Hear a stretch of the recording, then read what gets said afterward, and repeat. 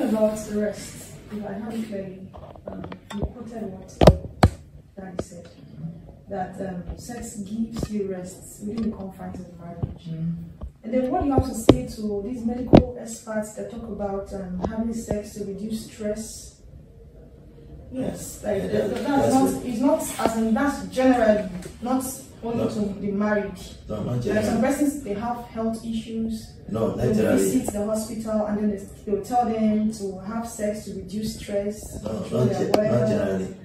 So what do you have to say to those people? You can't fornicate and with adultery with peace of mind. But would you agree with me? Have you? I don't know. I heard about it. So what do you have to say about it? Yeah, because it's true. It's true. That's why you do it in the right way. Exactly. What is it? It's true. It is true. You use it to reduce stress. Yeah. This is a gospel channel that promotes gospel content such as songs, poems, comedies, stories, and many more. Our vision is to populate God's kingdom and depopulate the kingdom of hell through our heart-striking content.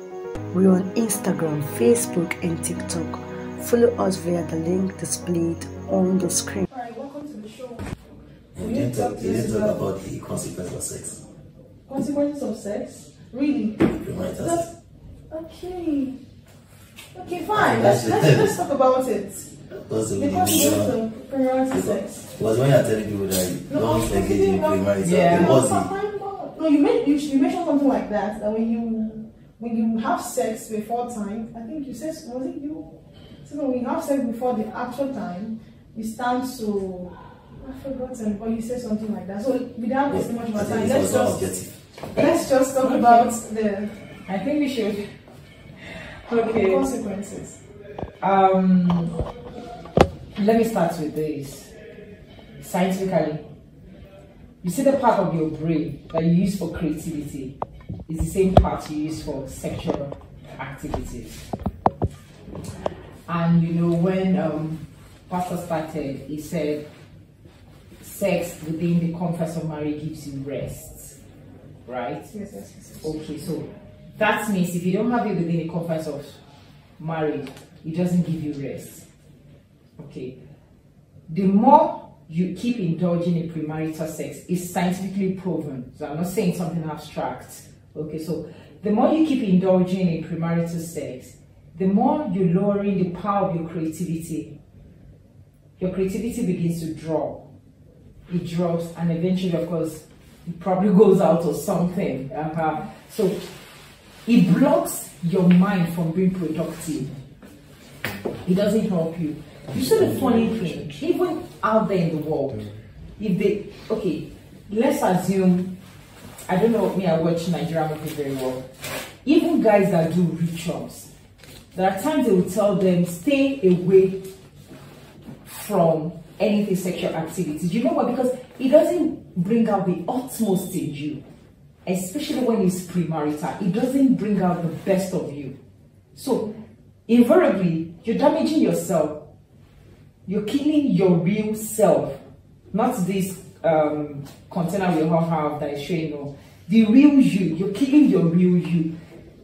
The tendency of your potentials coming to fullness is limited. Check it even in the secular. Probably all the singers, the moment they are there and all that, about the moment they start moving from their usual way, you don't care about them again. It damages the creative part of you. Okay, and even spiritually, of course, you drop spiritually. It kills. There's no how you're going to indulge in such that you're going to have a clear channel to God. You can't. It's going to be blocked, and at a point it's going to be blocked. So either ways, you're at a loss. I'm not even looking at pregnancy, because some people will tell you, what if I'm not pregnant? Oh yeah, you good for you. I'm not even looking at pregnancy and all that. But of course, those are what we see as, but I'm talking about the real person as a spiritual being. It kills you. And that person dies gradually, and until it fizzles out. So premarital sex, of course, the consequence, for me, if you like, be using contraceptive, even the people who are using contraceptive, even at that, guess what? Some women, at the point of are getting married and they need to conceive, those things they've indulged in, the contraceptives, all manners of whatever it is they've used, stand against them again. Some people have collapsed fallopian tubes, and it shocks me. It's not only the devil and the enemy that is all about I belong to a group, and they keep dishing out scriptures and all of that. Obviously, I have to tell the covenant, I said, see, let's talk about the medical aspect. Let's talk about there are lots of things that contribute to you waiting. Okay, so there are so many things, but for me, majorly, is physically, your creative part is going to be dead. I can say that. Spiritually, you're going to die. So, who are you again? Nothing, just an empty. So that's okay, I'm talking about rest. If I haven't clearly, you quoted what Daddy said, that sex gives you rest within the confines of marriage.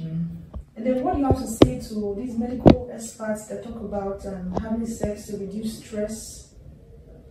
Yes, like it's not as in that's general, not only to the marriage. No, not like some persons, they have health issues. No, not they generally. visit the hospital and then they will tell them to have sex to reduce stress. No, not generally.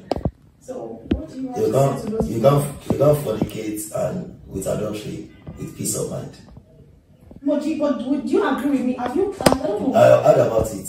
So what do you have to It's say just, about I that? know. No, because it's true. It's So true. but That's why you what do it in the is right exactly. What is it's true. It is true. You use it to reduce stress. Yes. But if you do it outside, it increases your stress level. Because you are committing adultery, you cannot get in peace of You mind. understand?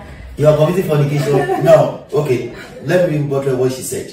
And now, part of your creativity die. You know why? Because at that time you've committed fornication. I'm talking about before marriage now. At that time you commit fornication, naturally there is this condemnation that comes around. But you can't have sex with your wife and you have condemnation. That's it. There's this condemnation with fear. Hope I'm not pregnant. Oh, no, that fear has wrote something in you and it affects your brain. Oh, this guy will not leave me after having this sex and all that. So you And don't have that rest. You don't have that rest. Now, the Bible said, be a transformed by now. What this one I want to say? There's therefore now no condemnation to them who are in Christ. Like she made a covenant with God. I'm not going to do it again, and I'm going to stand with God. And she's still with God, and there's therefore no condemnation again. But it's a condemnation every time you keep doing it. There's this condemnation, and it's killing you, killing you. And you know, I've seen girls on the field in evangelism. The only reason why they were having sex with people, different people, is because there's nobody they feel that they were lonely. They need money. And you can't tell me that one is reducing stress. And there are other consequences of pre-marital sex or even an adultery. We have not talked about soul tie. Because when I have sex with you outside marriage or before marriage, a part of me is in you. And a part of you is in me. In other words, when I now go and marry my wife, I've carried part of you into my marriage. So whether be a cause, whatever cause attached to you, I brought it into my own matrimonial home, whether by adultery or by fornication. I don't know whether I get it. And my part of you also is in you. Is in you. You take it to your own marriage, I take your own to my marriage. So whatever problem I have before, I added your own to my own. So times number of how many girls do you sleep with? Or times how many number of guys do you sleep with? So you can see that the sorrow will multiply. And now so many people are still looking for shine and they are still looking for breakthrough. Immediately the husband might be a right person, but because of the fact that they have multiple sex partner, now immediately the husband sleep with them, discover that everything goes down. A lot of factors, and you don't expect an incomplete soul. God only approved a complete soul to marry each other. A complete soul, incomplete soul is not legalized in spiritual realm. That means before you enter, even if you have made a mistake, work on yourself. Make sure you are in right stand with God before you say yes I do. A soul, incomplete soul. Remember Genesis 2:7, God breathed upon the nostril and he became a living soul before he allowed him to go and marry Eve. So when you are not complete in the soul, when your soul is always condemning you, you are, sir, man, you have heard of a situation whereby a husband is sleeping with the wife, and the wife is seeing the picture of the ex, and will be calling the name of the ex out, because the soul, our soul has already been damaged. And you know, okay, we see many marriages are living in unforgiveness and bitterness. Why? Because where they were coming from, the guy they have vested, they bring their heart to disappoint them. Now, bitterness is not the root. Unforgiveness is not the root. And where there is bitterness and unforgiveness, demon is the chief tenant of that house, the owner of the house. I don't know whether I get me now. So a lot of factors. Insecurity is there. You carry the insecurity from your broken relationship, you bring it to your marriage. So any step your husband take, you are thinking about what they have done to you before.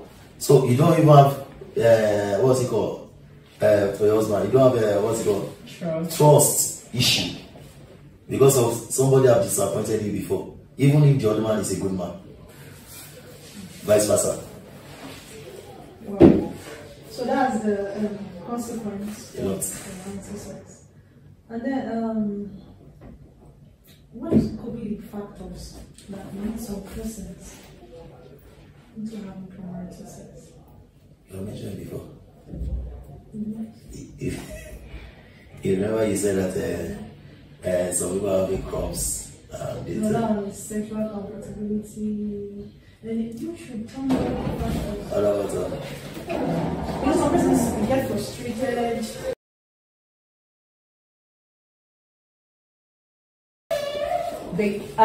Well, there are factors. Okay, yes, there are factors. There are factors. But trust me, they are all self-imposed. All. And I'm sorry, permit me to say they are not telling you. I wouldn't say because I'm trying to see a perfect scenario now. I'm trying to see a perfect, maybe I'm not being cared for. Okay.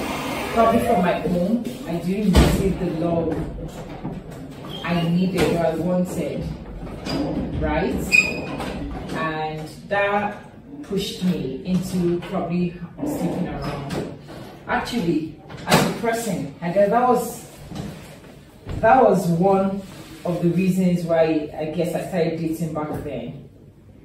Because I hear people say, love, is it? I really don't understand. I said, okay, why not? Let me. Trust me, it's the direct opposite of what I was looking for.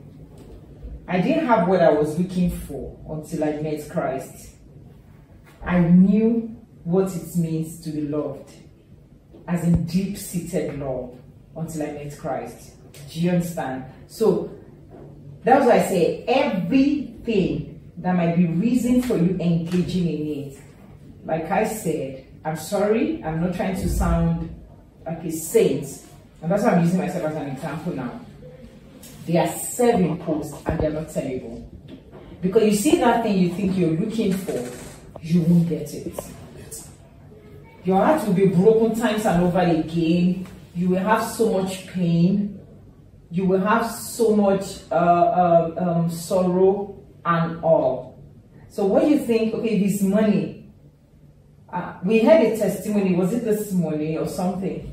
I don't know where I was listening to that, and the lady said she engaged in prostitution for money. But she didn't even get the money, they were molesting her. For 15 years.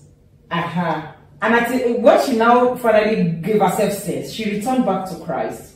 And of course, I like to understand. So what you think you're looking for, I'm just trying to say, every reason is self-imposed. And they are not tenable. Because trust me, what you think you're looking for, you will get directly opposite. Even the ones that are professional sex workers. Some will be maimed, some will be killed, some they will come outside and start fighting over how much. Do you understand? So they thought they could get that money, but did they get it? No. And money without satisfaction is not money. It's not money. So I think there are other factors, but I'll just mention some factors. But the conclusion is what she has said. We must engage in all this premarital sex because of a broken home parental issues every time. Then when you are from polygamous family also, when you see the way your father treats your mother, psychologically it affects you if you are not in Christ. And before you know, you want to be in the arm of somebody and that you think you can trust. Environmental factor is among them. That's why I always beg every parent to give their children the best. No amount you spend on your child that is a waste. Put them in the right environment with the right people. And then social decadence, where we find ourselves now, is a lot. But social decadence is still an option. It's boiled down to your option. So I think the solution to all this is let every parent, let every parent raise their own children in the way of the law. And when you say in the way of the law, it means either the mother or the father, it will cost you something. Two of you cannot be outside there looking for money that is not lost. One have to sacrifice herself to make sure that this child go to a particular stage in life where they can be independent on their own. You don't put your child in the hands of a maid. So begin to mold your child in our own way. By the time you now say you tell your child this is the way, you say no, artist says this is the way. That means the maid has already imposed something in her that it may be difficult for you to overcome.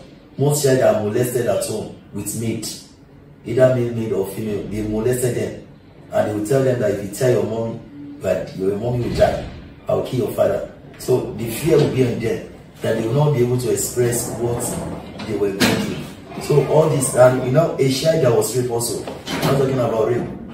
Rape is one of the factors, and a major factor. And a child that was raped, you can't tell me you have a glorious destiny, especially by a family member. That child, they attend to be. Now look at the percentage of high percentage of prostitution. They were a rape victim. And when you rape somebody, spiritually you have transferred the spirit of dog or a pig in that fellow by force. You have transferred, and you see that the urge for sex will increase in high capacity, or no feelings for any man. Either two things. It's either there is no feeling at all, or the urge will be very high. And any man that married the one without no feeling, they are in a deep mess. Until that woman can forgive, there will be no peace at all. Thank you very much. It's clear enough. Praise God. So over to